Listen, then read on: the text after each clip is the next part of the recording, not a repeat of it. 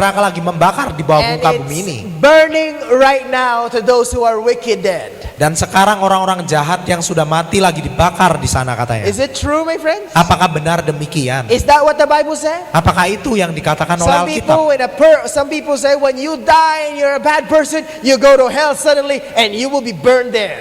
Dan beberapa orang mengatakan kalau Anda orang jahat, Anda akan masuk neraka dan langsung dibakar di sana. Is that what we watch in the TV? Apakah itu yang kita lihat juga di televisi kita?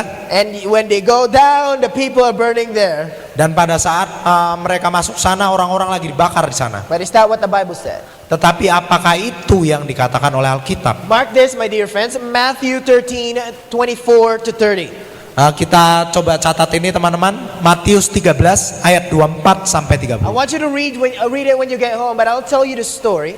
Saya ingin Anda baca pada saat Anda pulang ke rumah, tetapi saya akan ceritakan ceritanya. The story was told, my dear friends, of a farmer who sowed seed in his farm. Jadi ceritanya di sini mengenai seorang petani yang menabur benih di ladangnya. He sowed good seed. Dia menabur benih yang baik. But the story was told in the nighttime. The enemy came and he sowed weeds. Tetapi dikisahkan seorang musuh datang dan menabur benih lalang. And the story was told, my dear friends, that the wheat and the tares or the weeds grew together. Akhirnya lalang dan gandum itu tumbuh bersama. And the story was told, my dear friends, that the servants came and said, should we take away the weeds? Lalu dikisahkan hambanya mengatakan, bertanya pada majikannya, perlukah kita cabut lalangnya sekarang? And the owner said, no, let them grow and bear fruit so that we may see them. Tetapi pemiliknya berkata bahwa biarlah mereka bertumbuh dan berbuah dulu, maka kita akan tahu yang mana yang gimana membedakannya. The farmer said, wait for the harvest to come. Jadi si pemiliknya ini mengatakan tunggulah nanti panennya tiba. And the story was told that the disciples went to Jesus and asked him a question, what does this mean? Lalu akhirnya para murid mendatangi Yesus dan bertanya apa artinya semua itu. Jesus is going to explain. This is where we read the Bible here. Dan Yesus akan segera menjelaskan. Disinilah kita akan mulai baca firman Tuhan. Let's read it together. My brother, he has a problem with his throat, so please help him read, okay? Mari kita baca bersama-sama. 1, 2, 3. Maka Yesus pun meninggalkan orang banyak itu, lalu pulang.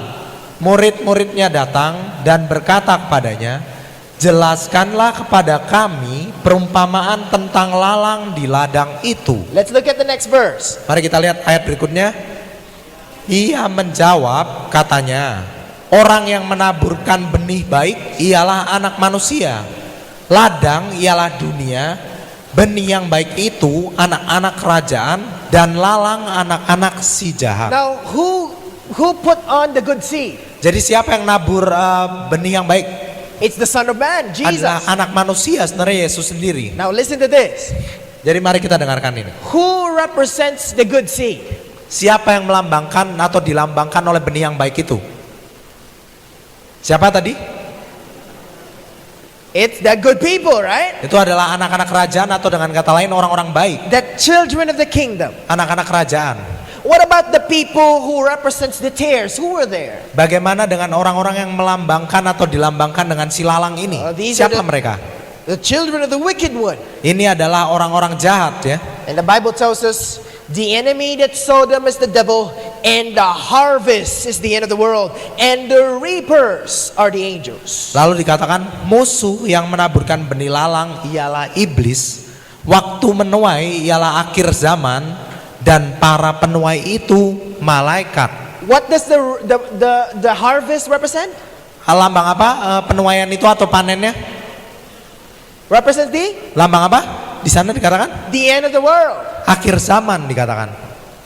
So the harvest, my dear friends, represents the end of the world. Jadi panennya adalah lambang akhir zaman. Remember that, my friends. Tanamkan itu dulu teman-teman ya. Continue on. As Mari kita lanjutkan. therefore the tares are gathered and burned in the fire, so shall it be in the end of the world. Maka seperti lalang itu dikumpulkan dan dibakar dalam api, demikian demikian juga pada akhir zaman. So the Bible tells us, my dear friends, when the burning comes of the wicked, it is called the end of the world. Jadi Alkitab menyebutkan pada saat waktu pembakaran buat orang-orang jahat itu tiba, itu disebut di sini adalah akhir zaman. And it says this. Lalu dikatakan demikian. 1, 2, 3. Anak manusia akan menyuruh malaikat-malaikatnya dan mereka akan mengumpulkan segala sesuatu yang menyesatkan dan semua orang yang melakukan kejahatan dari dalam kerajaannya. And it says this. Lalu dilanjutkan, semuanya akan dicampakkan ke dalam dapur api. Di sanalah akan terdapat ratapan dan kertakan gigi. And it says, as therefore the tares are gathered and burned in the fire, so shall it be in the end of the world. Dikatakan, maka seperti lalang itu dikumpulkan dan dibakar dalam api, demikian juga pada akhir zaman. So question, Jadi- when will hellfire burn? Jadi pertanyaan sekarang, kapan api neraka itu akan membakar? When? Kapan? What did the Bible say? Apa dikatakan Alkitab tadi? The Bible said the end of the world. Alkitab mengatakan di akhir zaman. So where are the wicked who died then? Jadi di mana orang-orang yang jahat yang sudah mati sekarang? Oh, Brother Jasper, you told us the hell will be in the end of time. Saudara Jasper, kamu kan tadi ngomong neraka itu akan ada di akhir zaman. So is hell burning right now? Jadi apakah neraka itu membakar saat ini? When will it burn? Kapan itu akan mulai membakar? In the end of the world. Di akhir zaman nanti. So if hellfire will burn in the end of the world, what happens to the wicked then? Jadi kalau api neraka baru mulai membakar di akhir zaman nanti, apa yang terjadi pada orang-orang yang telah mati sekarang? What is Orang-orang happening to jahat. them? Apa yang terjadi pada mereka? Well, the Bible tells us, remember, in John 5:28-29, marvel not at this, for the hour is coming in which all that are in the grave shall hear his voice. Dikatakan di Alkitab waktu itu, jangan lupa Yohanes 5 ayat 28 dan 29, janganlah kamu heran akan hal itu, sebab saatnya akan tiba bahwa semua orang yang di dalam kuburan akan mendengar suaranya. Continue. Mari kita lanjutkan.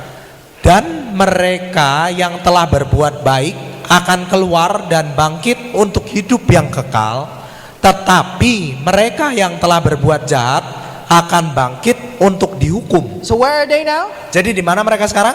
They're in the grave. Mereka masih dalam kubur. They were what? Mereka lagi ngapain? They're sleeping in the grave. Mereka lagi tidur di kubur. What are they waiting for? Apa yang mereka tunggu? The resurrection. Kebangkitan yang mereka tunggu. Think about this, my friends. Pikirkan mengenai itu, teman-teman. If people are burning right now in hell, what's the point of the resurrection? Jadi kalau orang-orang sudah dibakar sekarang di neraka, apa intinya atau gunanya kebangkitan yang diceritakan ini? So where are the wicked dead today? Jadi di mana orang jahat yang telah mati saat ini? In the graves. Itu masih di dalam kubur So mereka. again the question, when will hellfire burn? Jadi pertanyaan pertama, kapan api neraka membakar? When is it? Kapan? At the end of the world. Yaitu di akhir dunia atau akhir zaman ya. After the resurrection of the damnation. Setelah kebangkitan untuk orang-orang jahat. We'll study about the resurrection on Sunday, my friends. Dan kita akan mempelajari mengenai kebangkitan itu di hari Minggu nanti. So how many people are burning right now in hell? Jadi berapa orang yang saat ini terbakar di api neraka? Zero. Gak ada ya, nol ya. So it's false, my dear friends, to say if you die, you go to hell directly. Jadi adalah sebuah kesalahan kalau dikatakan apabila Anda orang jahat lalu Anda akan langsung mati ke neraka. So question, Jadi pertanyaan sekarang, remember I told you in Siberia they put a microphone underground? ingat di Siberia itu ada legenda di mana mikrofon dicemplungin ke bawah tanah? Who are those voices that they heard? Siapa kira-kira suara-suara yang mereka dengar itu? Are those people burning right now? Apakah mereka orang-orang yang sedang dibakar dan disiksa? Last time we studied this, it says, for they are the spirits of devils working miracles. Dan terakhir kali kita pelajari bersama dikatakan di Wahyu 16 ayat 14, itulah roh-roh setan yang mengadakan perbuatan-perbuatan ajaib. Oh, my dear friends, there's many books published right now in our society. Dan teman-teman, ada banyak buku saat ini diterbitkan di komunitas atau dunia kita. This is one from from New York Times, 23 minutes in hell. Ini adalah salah satu yang masuk surat kabar New York Times, 23 menit di dalam neraka. He said he's been in hell. Dia bersaksi bahwa katanya dia pernah di neraka katanya. And he saw people there burning in hell. Dan dia melihat orang-orang lagi disiksa katanya di But neraka. is hell burning right now? Tetapi apakah dijelaskan oleh Alkitab neraka membakar saat ini? It's a lie, my dear friends. Kalau kita perhatikan, ini adalah sebuah kebohongan, These teman-teman. are all lies from Satan. Ini adalah sebuah kebohongan dari setan sendiri. Number 2, where will hellfire burn? Yang kedua, di mana api neraka membakar? Will it burn the underground? Apakah sedang membakar di bawah tanah sini? When will it burn? Di mana ini membakar? Where will it burn? Di mana membakarnya? Well, let's read from the Bible. Revelation 21 and verse 8. Mari kita lihat di dalam Wahyu 21 ayat yang 8. It says, "But the fearful, and the unbelieving, and the abominable, and the murderers, and the whoremongers, and the sorcerers, and the idolaters, and all liars shall have their part in the lake which burneth with fire and brimstones, which is the second death." Dikatakan Wahyu 21 ayat yang 8. Tetapi orang-orang penakut, orang-orang yang tidak percaya, orang-orang keji, orang-orang pembunuh, orang-orang sundal, orang tukang-tukang sihir, penyembah-penyembah berhala, dan semua pendusta, mereka akan mendapat bagian mereka di dalam lautan yang menyala-nyala oleh api dan belerang. Inilah kematian yang kedua. The Bible tells us, my dear friends, that it will be in a lake of fire.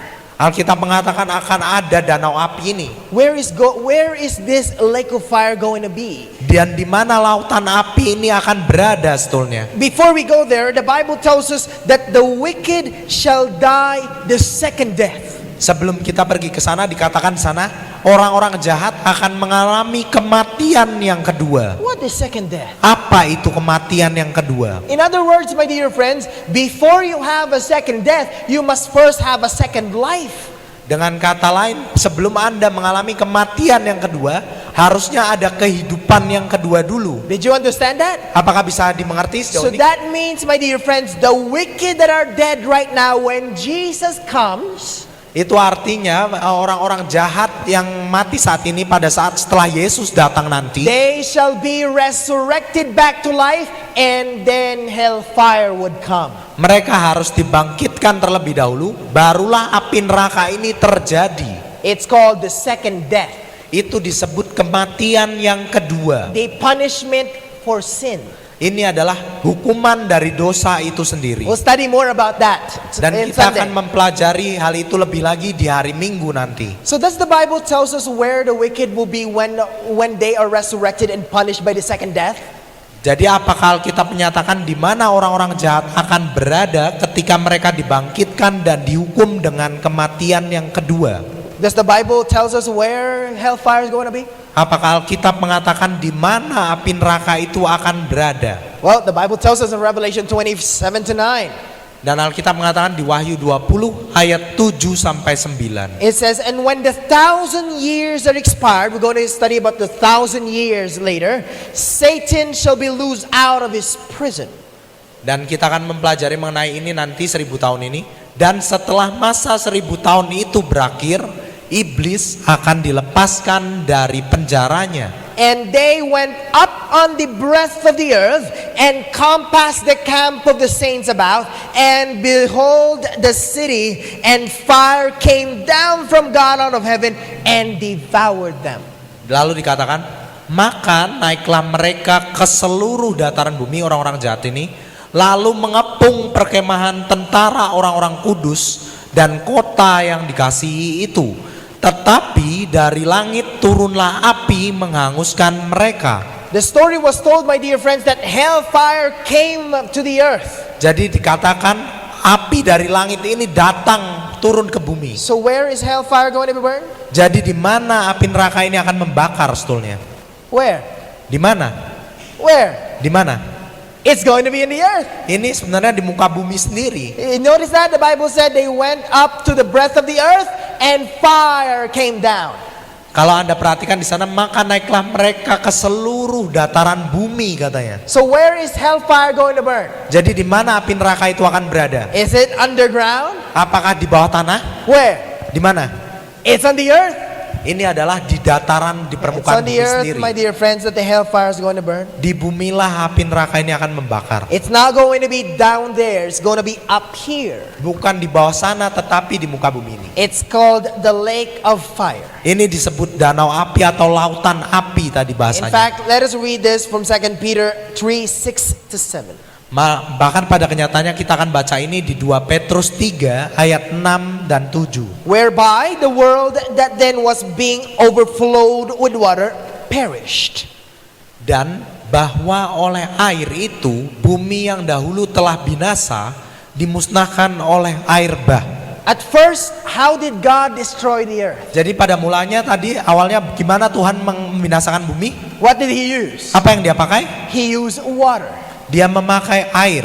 But when he comes back again, my dear friends, he's not going to use water. He's going to use fire to cleanse the earth. Tetapi setelah dia datang kembali nanti, dia tidak akan memakai air bah lagi, tetapi ia akan memakai api. This is what the Bible said. But the heavens and the earth, which are now, by the same word are kept in store, reserved unto fire against the day of judgment and perdition of ungodly man.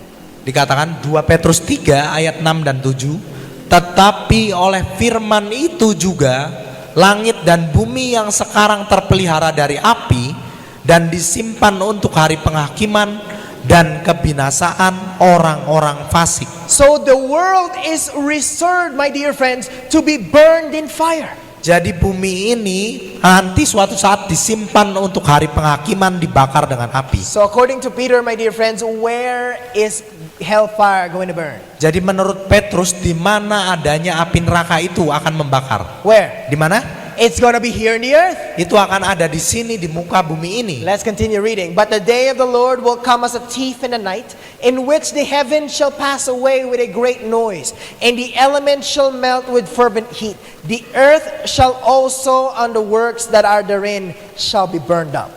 Dikatakan di 2 Petrus 3 ayat 10 sampai 12. 2 Petrus 3 ayat 10 sampai 12. Tetapi pada hari Tuhan akan tiba seperti pencuri. Pada hari itu langit akan lenyap dengan gemuruh yang dahsyat, dan unsur-unsur dunia akan hangus dalam nyala api, dan bumi dan segala yang ada di atasnya akan hilang lenyap. Where is hellfire going to burn? Di mana api neraka akan membakar? The earth. Di muka bumi ini. And it goes on to say, Dan lalu dilanjutkan, seeing then that all these things shall be dissolved, what manner of person ought you to be in all holy conversation and godliness? jadi jika segala sesuatu ini akan hancur secara demikian, betapa suci dan salehnya kamu harus hidup. You know what Peter is saying? Anda tahu apa yang coba Petrus ungkapkan? Seeing all these things around you, this is all going to burn. Petrus dengan kata lain mengatakan, kamu perhatikan semua yang ada sekelilingmu, semuanya ini akan hilang terbakar. And Peter said, what kind of person are you? Lalu Petrus dengan jelas menyatakan, orang macam apa kamu harusnya? My friends, when that day come, what kind of person will you be? Jadi pada saat hari itu datang, kita akan didapati sebagai orang macam apa? Is your family and yourself prepared for what is going to happen? Apakah keluarga kita dan diri kita masing-masing siap untuk apa yang akan datang? I want to prepare myself. How about you, my friends? Dan saya rindu untuk menyiapkan diri saya. Bagaimana dengan Anda sekalian, teman-teman? Oh, my dear friends, we need to warn our family and our friends and what is going to happen. Dan teman-teman, kita harus menyaksikan pada keluarga kita apa yang sebenarnya akan terjadi. Looking for and hasting into the coming of the day of God, wherein the heavens being on fire shall be dissolved, and the elements shall melt in fervent heat. Dikatakan, yaitu kamu yang menantikan dan mempercepat kedatangan Allah. Pada hari langit akan binasa dalam api, dan unsur-unsur dunia akan hancur karena nyalanya. Everything is going to be burned here, my dear friends. Semuanya di sini akan terbakar. So teman-teman. where will hellfire burn? Jadi di mana api neraka membakar? In the earth. Di muka bumi ini. Right here, my dear friends. Di sini di bumi ini. Number 3. Yang ketiga sekarang. This is where we're going to focus then. Disinilah kita akan berfokus, teman-teman. How long will hellfire burn? Berapa lama api neraka akan membakar? Let me ask you a question. Izinkan saya bertanya sebuah pertanyaan. How many of you here have heard about people saying, when you are going to hell, you're going to burn there forever? Jadi berapa di antara teman-teman di sini yang pernah mendengar bahwa saat Anda nanti orang jahat pergi ke neraka, maka akan disiksa atau dibakar selama-lamanya? Anyone have heard about this? Adakah yang pernah mendengar hal itu? That it's going to be burned forever. You're Bahwa going to mereka burn akan and burn. dibakar selama-lamanya. Burning and burning, it never stops. Dibakar dan dibakar tak pernah berhenti. And you never die. Dan maka mereka tidak pernah mati di sana bahkan. Raise your hand if you've heard about this. Just Tolong angkat curious. tangan Anda, saya ingin tahu kalau Anda pernah mendengar mengenai hal itu. Yes, anyone else? Mungkin ada yang lainnya? In the Philippines, they're teaching this. Di Filipina mereka mengajarkan hal itu. But is it true, my friends? Tetapi apakah itu benar, teman-teman? Let's move forward and see. Mari kita lihat dan kita bahas. Tonight I want to tell you, my dear friends, that hellfire will not burn throughout the ceaseless ages of eternity. Pada saat ini saya hendak mengatakan pada saudara-saudara bahwa secara alkitabiah api neraka tidak akan membakar selama-lamanya sepanjang umur. Don't think, my dear friends, that hellfire is going to burn forever. That is wrong. Jangan pernah berpikir bahwa api neraka membakar selama-lamanya. Itu adalah sebuah kesalahan. Number one reason, Alasan pertama, because hellfire is going to burn in the earth. karena api neraka akan ada di bumi. Hellfire, my dear friends, will burn in the earth. That's number one reason why it will never last long. Yang pertama, ini api neraka akan ada di bumi. Ini adalah alasan kenapa nggak akan berlangsung lama. You know why? Anda tahu kenapa? The Bible tells us this. Karena Alkitab mengatakan demikian. Nevertheless, we, according to his promises, look for new heavens and a new earth, wherein dwelleth righteousness. Dikatakan di 2 Petrus 3 ayat 13, ini ayat lanjutannya. Tetapi sesuai dengan janjinya, kita menantikan langit yang baru dan bumi yang baru di mana terdapat kebenaran. The reason why this hellfire is not going to be burned, my dear friends, because the new heavens and the new earth will be here in this earth. Karena ada langit baru dan bumi yang baru akan ada di bumi ini. Makanya ini api neraka nggak mungkin membakar selama-lamanya. He's gonna cleanse the whole world with fire, and he's gonna change it. Itu akan membersihkan seluruh muka bumi ini dengan api, lalu akan mengubahnya. If he's gonna change it, my dear friends, the fire must go out. Kalau Tuhan akan mengubahnya, artinya api itu harus padam dulu. And number two reason, my dear friends, because God is just and fair. Yang kedua adalah karena Tuhan itu maha adil. He's not going to destroy a person or torture a person, my dear friends, because he's God of love and fairness. Dia tidak akan menyiksa orang selama-lamanya karena dia adalah Tuhan yang maha adil.